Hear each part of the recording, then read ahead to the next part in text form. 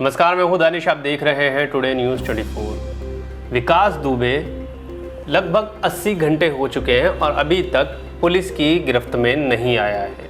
UP police अभी भी खूंखार। हम बात करेंगे पुलिस की नाकामयाबी की। पुलिस क्यों नाकामयाबी हो रही है और कैसे विकास दुबे ने पुलिस के 8 अधिकारियों को शहीद कर दिया, उनको गोलियों से छन्नी किया। विकास दुबे ने किस तरह किया, इस पूरे मामले पर आज हम बात करेंगे।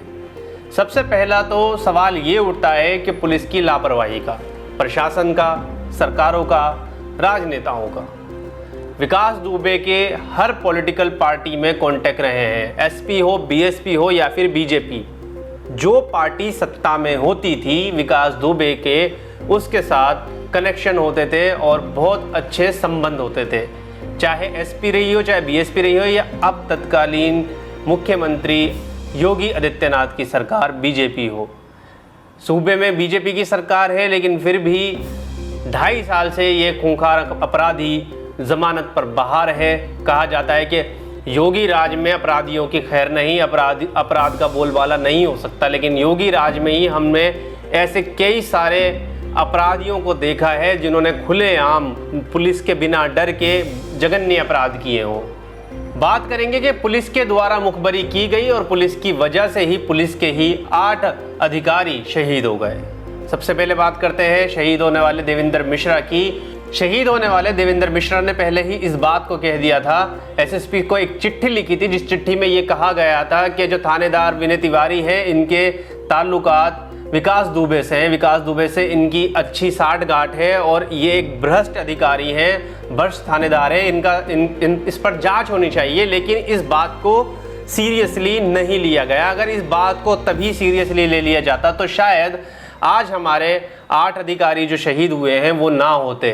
तो सबसे बड़ा सवाल यही आता है कि पुलिस की लापरवाही, पुलिस पे जो भ्रष्टाचार के आरोप लगते हैं वो कहीं ना कहीं इस बात को साबित करते हैं कि हर कोई पुलिस वाला सही नहीं है और हर कोई भ्रष्ट भी नहीं है। खुद पुलिस इस बात की मुखबरी करती है कि विकास दुबे को पुलिस उठाने आ रही है और उसके आधे घंटे के अंदर विकास दुबे सारी तैयारी कर लेता है। कैसे कर लेता है, पूरी डिटेल में बताते हैं। इस बात को खुद विकास दुबे के नौकर ने बताया है कि पुलिस थाने से उनके पास फ़ोन आया, ये कहा गया कि पुलिस रेड करने आ रही है। उसके बाद हुआ क्या, उसके बाद उसने नौकर ने ये बात बताई कि घर में कोई असला नहीं था, सिर्फ एक राइफल मौजूद थी, सिर्फ एक राइफल, जिससे विकास दुबे कुछ नहीं कर सकता था। विकास दुबे ने पूरी प्लानिंग करी, लोगों को इकट्ठा करा, लोगों से कॉन्टेक्ट, अपने जितने भी उसके गुर्गे थे, साथी थे, उन सबको बताया कि पुलिस उसे उठाने आ रही है। उसने हथियारों के साथ उनको बुलाया और चारों तरफ, तीन तरफ से पुलिस को घेर लिया था। एक जेसीबी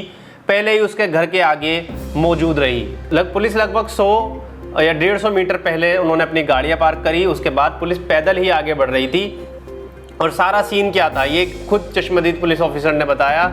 इस बात की जानकारी घायल हुए एसओ ने दी। कौशलेंद्र प्रताप सिंह है, बिठूर थाने के एसओ है। उन्होंने इस बात की जानकारी दी कि जब हम वहाँ पर रेड करने गए तो अब बहुत हमें अंधेरा था, हमें दिखाई नहीं दे रहा था, एक जेसीबी खड़ी थी, तो हमने गाड़ियाँ लगभग 100 या 150 मीटर पहले पार्क कर दी। फिर हम आगे बढ़े, धीरे धीरे आगे बढ़ रहे थे, तभी उन पर गोलियाँ बरसनी शुरू हो गई। ऊपर से रोशनी आ रही थी, यानी कि जो विकास दुबे है वो आराम से सिपाहियों को देख सकता था।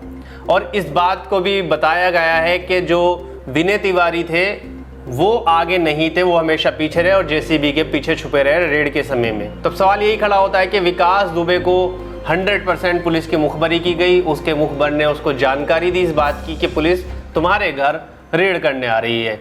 तो ये वही कहावत हो गई कि घर का भेदी लंका ढाए। खुद पुलिस ने विभीषण बन के पुलिस के 8 अधिकारी को शहीद करवा दिया। अब बात करते हैं कि विकास दुबे को इतनी शे कहाँ से मिली। पुलिस आज उसके घर तोड़ रही है, उसकी गाड़ियां जमींदोज कर रही है, पूरे घर को, पूरे किले को ढा दिया। पुलिस उस वक्त कहाँ थी जब ये अपराधी तैयार हो रहा था। ये इस तरह के, आपको बता दें कि इस तरह के जो अपराधी होते हैं एक दिन में तैयार नहीं हो जाते या एक दिन में पैदा होकर पब्लिक के सामने आ जाते हैं। ये धीरे धीरे इतने बड़े अपराधी बनते हैं और इनको श्रेय खुद राजनेता और पुलिस ही देती है, उनको कोई और श्रेय नहीं देता। जब ये अपराधी आम लोगों को मार रहे होते तब पुलिस ना तो इनके घर तोड़ती, ना इनको पकड़ती, ना इनके एनकाउंटर के लिए जाती। लेकिन जैसे ही पुलिस का एक कोई भी शहीद होता है तो पुलिस अपनी पूरी हरकत में आ जाती है। तो सवाल यही खड़ा होता है कि क्या आम लोगों की जिंदगी कोई मायने नहीं रखती? जब विकास दुबे जैसे अपराधी पनप रहे होते हैं तब पुलिस उन्हें शे क्यों देती है? विकास दुबे इतना खतरनाक अपराधी था और उसकी पुलिस में इतनी पकड़ थी कि ये खबरें अब आ चुकी हैं कि रेड से एक दिन पहले विनय तिवारी को उसने थाने में घुसकर थप्पड़ भी मारे थे। आप इससे ही अंदाजा लगा सकते हैं कि पुलिस विकास दुबे से कितना डरती थी। और ये डर कैसे आया? बिना प्रशासन की सपोर्ट के विकास दुबे जैसे क्रिमिनल इतने आगे नहीं बढ़ सकते। और फिर सवाल खड़ा होता है पुलिस पे। हम आपको एक पुरानी न्यूज़ बताना चाहेंगे। अभी पिछले साल की खबर है, शायद आपको याद होगी। यूपी में ही एक नरसंहार हुआ था। पूरे गांव के आगे 100 से ज़्यादा लोगों को लोग मार के चले गए थे, गोलियों से भून के चले गए थे। लेकिन अभी भी इस खबर का नहीं पता कि उन लोगों के साथ क्या हुआ, क्या उनके घर तोड़े। अब सवाल पुलिस से पूछा जाए कि जब आम पब्लिक मरती है, क्या आपने उन लोगों के घर तोड़े जाके? नहीं तोड़े। लेकिन जैसे ही पुलिस का कोई एक शहीद होता है तो पुलिस पूरी हरकत में आ जाती है, एनकाउंटर के लिए भी तैयार हो जाती है, हर चीज़ के लिए तैयार हो जाती है। लेकिन जब आम पब्लिक मरती है, ना तो सरकार को कोई फर्क पड़ता, ना पुलिस को कोई फर्क पड़ता। तो आपको बता दें, जिस व्यक्ति पे 60 से ज़्यादा केस हो उस व्यक्ति को बेल मिल जाती है, वो भी 2.5 साल से बाहर घूम रहा है, सरकार को इसका कोई खबर नहीं होती।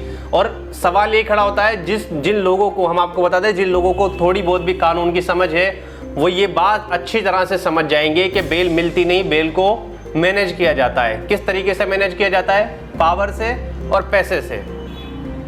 बेल, एक आम आदमी अगर छोटे से भी केस में जाए तो उसको बेल नहीं मिलती। हमने बहुत सारे ऐसे केस देखे हैं। अब हम बात करें सीए की तो कई लोगों को बेल नहीं मिल रही, लेकिन एक खूंखार अपराधी को बेल मिल जाती है। वो बेल मिलती नहीं है, बेल ली जाती है। वो किस तरह से ली जाती है? पूरा सिस्टम सबको पता है। पैसे से, पावर से, कितना बड़ा अपराधी हो उसे आराम से बेल मिल जाएगी। अब बात है कि जज ऐसे लोगों को जमानत कैसे दे देते हैं? जब किसी अपराधी का कोई आई विटनेस ही नहीं जाएगा, उसके खिलाफ कोई बोलेगा ही नहीं, पॉलिटिकल उसे सपोर्ट होगा, पुलिस पहले ही सरेंडर उसके हाथों कर चुकी होगी, पुलिस कोई सबूत ही नहीं पेश करेगी, तो जज क्या करेगा इसमें? जज तो जमानत ही देगा। सारी कहानी एक ही जगह आ जाती है। वो आ जाती है उसका डर, उसका पावर। पुलिस, बहुत से पुलिस वाले, हम सारे नहीं कहते, जो शहीद हुए वो सारे, इनका बहुत अच्छा रिकॉर्ड रहा है इन पुलिस वालों का। तो सारे करप्ट नहीं है, लेकिन जो करप्ट है वो इतना, ये करप्शन बढ़ चुका है कि वो ये इस अंजाम को भी नहीं सोचते कि जिस हम अपराधी की मदद कर रहे हैं उसका नतीजा किन लोगों को भुगतना पड़ेगा और आगे जाकर क्या होगा। तो ये एक समस्या है हमारे सिस्टम की, और सारी शुरुआत यहीं से आके हो जाती है कि पुलिस अपना काम अगर जिम्मेदारी से करे तो शायद पुलिस अपने आप को भी बचा पाए। लेकिन कुछ लोग या तो पैसे से या फिर डर से अपराधियों के आगे सरेंडर कर देते हैं, और इसीलिए विकास दुबे जैसे खतरनाक अपराधी इस देश में बढ़ते जा रहे हैं। और ये सिर्फ विकास दुबे एक शहर में नहीं है, ऐसे बहुत से ऐसे अपराधी हैं, हम पहले भी देख चुके हैं। हम चाहे पीछे अगर बात करें अनपाल शर्मा की, जो राजस्थान में एक बड़े गैंगस्टर थे, हालांकि बाद में पुलिस ने उनका एनकाउंटर कर दिया, लेकिन आपको हर शहर में इस तरह के एक अपराधी मिलेंगे जो हर शहर में उनकी हुकूमत चल रही होगी, एक तरह से वो दूसरी सरकार चला रहे होंगे। तो ये पहले हमारी सरकारें उनको सपोर्ट करती हैं, उसके बाद जब वो इतने बड़े अपराधी बढ़ जाते हैं कि वो उनसे कंट्रोल नहीं होते, जब उनकी समस्या बन जाते हैं, तब फिर कहती है कि अब इनका इनकाउंटर कर दो। तो सरकार पहले ही क्यों नहीं करती उनका इनकाउंटर? पहले ही जब आम पब्लिक मर रही होती है या आम लोग मर रहे होते हैं, तब सरकार को या पुलिस को कोई फर्क नहीं पड़ता। इसीलिए विकास दुबे जैसे अपराधी पैदा होते हैं। खैर, इस खबर के बारे में आपका क्या कहना है, हमें कमेंट करके ज़रूर बताएं। हमारी वीडियो को लाइक करें, शेयर करें। धन्यवाद।